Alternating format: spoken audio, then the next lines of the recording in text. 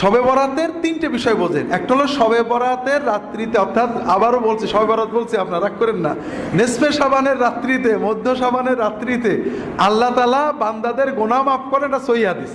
ইন্নাল্লাহা লা ইয়াত্তালিউ ফি লাইলাতিন নিসফি মিন শাবানা ইলা ইবাদিহি ফায়াগফিরু লিজামিই খালকিহি ইল্লা লিমুশরিকিন আও মুশাহিন।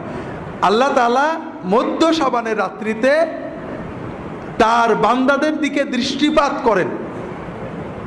আল্লাহ মধ্য শাবানের রাত্রিতে তার বান্দাদের দিকে দৃষ্টিপাত করেন, তখন তিনি দুই শ্রেণীর মানুষ ছাড়া সকল শ্রেণীর সৃষ্টিকে মাফ করে দেন।